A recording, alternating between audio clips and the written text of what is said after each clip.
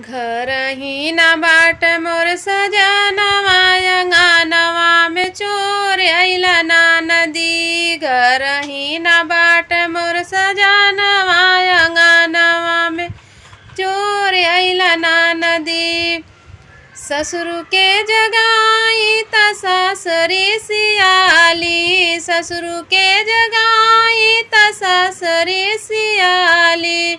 लूटी लिहला हमारो गहनवा अंगनवा में चोर अइला ना नदी।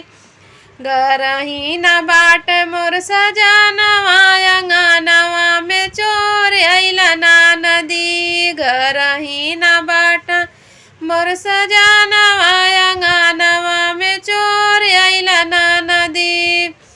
जेठ के जगाई जेठानी रिसियाली, जेठ के जगाई जेठानी रिसियाली।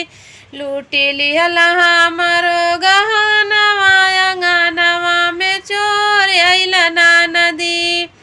लूटी लिहला हमारो गहनवा अंगनवा में चोर अइला ना नदी।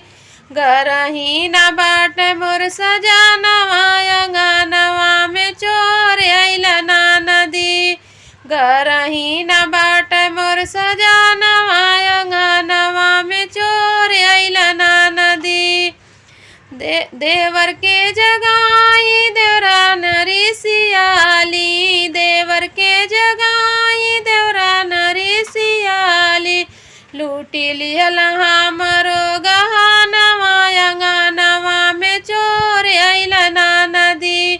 लूटी लिहला हमारो गहनवा अंगनवा में चोर अइला ना नदी।